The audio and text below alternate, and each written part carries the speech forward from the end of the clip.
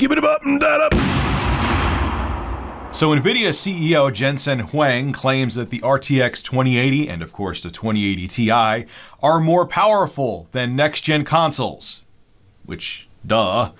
Let's get into it. Today's video is brought to you by the Sabrent Rocket Nano hard drive. This is a hard drive. It's the size of a thumb drive and it stores up to 2 terabytes of storage depending on the model you purchase, and it has up to 1,000 megabytes per second speeds. It also comes in this awesome case and includes a USB-A to USB-C cable and a Thunderbolt 3 cable to really take advantage of how fast this drive truly is. Affiliate link below in the description.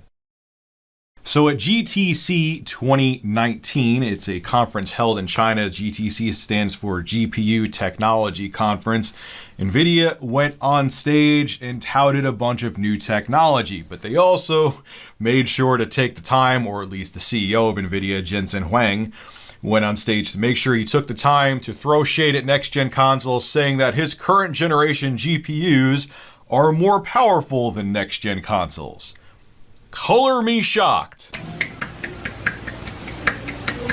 Now, it was kind of interesting how he did it. NVIDIA's slide compared the RTX 2080 with only one next-gen console, so we don't know if he was comparing it to the PS5 or next-gen Xbox. Maybe he just meant both, which I think is probably the case. Now, the article I have from DSO Gaming is saying maybe he was comparing it to the lower power next-gen Xbox, which is the Lockhart, but I don't think he would do that. That would be really insanely misleading and pretty much shady. So I'm sure he was comparing it to the cream of the crop from both Sony and Microsoft, or from just Sony or just Microsoft. Now I'm going to quote something here from DSO Gaming. I like them as a tech journalism website, but I don't agree with what they say here. I'm going to read it to you, then I'll give my thoughts. Let's also not forget that the RTX 2080 has been out for 1.5 years. Furthermore, both of the next-gen consoles will come out in 1 year from now.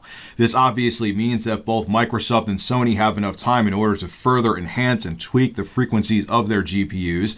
Not only that, but console GPUs are more efficient when it comes to overall performance and optimization. Okay, I get what they're saying. I remember Microsoft right at the tail end of when the Xbox One was going to launch. They did some clock boosts to it, but I don't think they could do so much of a boost that it would make like the PS5 and Xbox Series X, let's just call it that for now.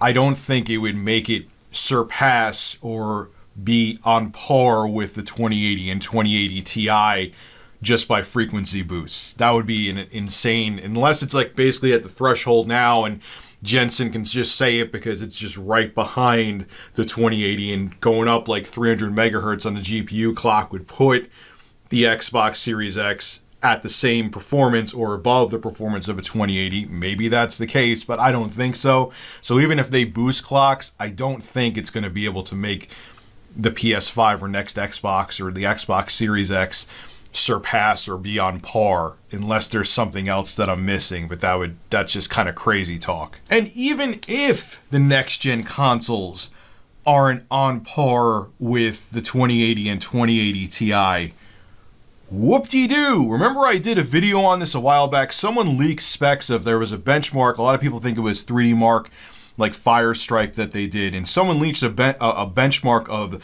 the PS5 Gonzalo APU, which we know is being made by AMD. Same with the Xbox Series X. AMD has all of the parts inside of the next gen consoles. I'm meaning the CPU and GPU inside next gen consoles.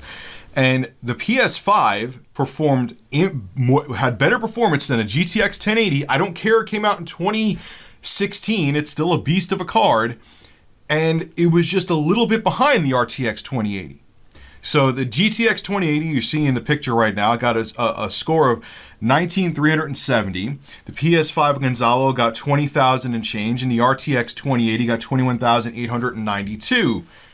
You got to remember these are consoles too, and there's far better optimizations for console hardware than there is for PC hardware. You can't dig down to the metal. So you got to realize with a 2080-esque, or let's say a 2070 Super-esque GPU, you can do a lot more with that in a console than you could do on a computer, or a gaming PC, I mean to say.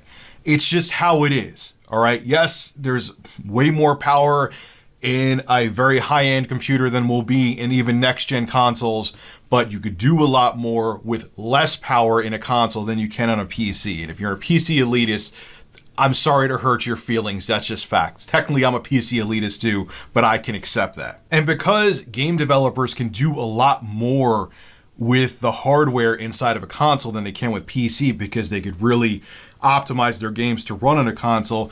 That's why, perfect example, like the PS3's GPU was equivalent to like, I think a 7800 GTX, which towards the end of its life in 2013 was a laughably slow graphics card, but you were still seeing games like The Last of Us that came out for it. You were still seeing third-party games that would, if you tried to run them on a 7800 GTX in 2011, 2012, it would be a slideshow, but those games could play on a PS3 and play on a 360 because developers can utilize the hardware more so. And even if the hardware is limited, they could get more out of it. Whereas if you use that same hardware inside of a PC, especially towards the end of a generation, you would barely be able to run games, if run games at all. So as Jensen's saying this, keep in mind, look, I'm sure NVIDIA has some business salt about the fact that none of their hardware is in the next-gen consoles from both Sony and Microsoft. Granted, they're making a killing right now, I'm sure, from the Switch because they have the Tegra X1, which NVIDIA made inside of the Switch. But I'm sure that NVIDIA is annoyed that next-gen consoles and current-gen consoles don't have NVIDIA tech inside of them from both Sony and Microsoft. So they're going to throw some shade to kind of downplay. Do you think they'd be saying things like that if there was an NVIDIA GPU inside of the PS5 or Xbox Series X? I highly doubt it. So take it with a grain of salt. And even, I'm sure what he's saying is somewhat accurate, Jensen. Console hardware is different than PC hardware, even though it's basically PC hardware inside of consoles. Because it's set hardware, developers can do more with it. So even if games wouldn't run as well on similar hardware inside of a PC, developers can do a lot more with the limited console hardware than if they had the same hardware in a gaming PC, because they could optimize it. Always remember that before you just look at numbers. This is Rich of Review Tech USA signing out. Have a good one.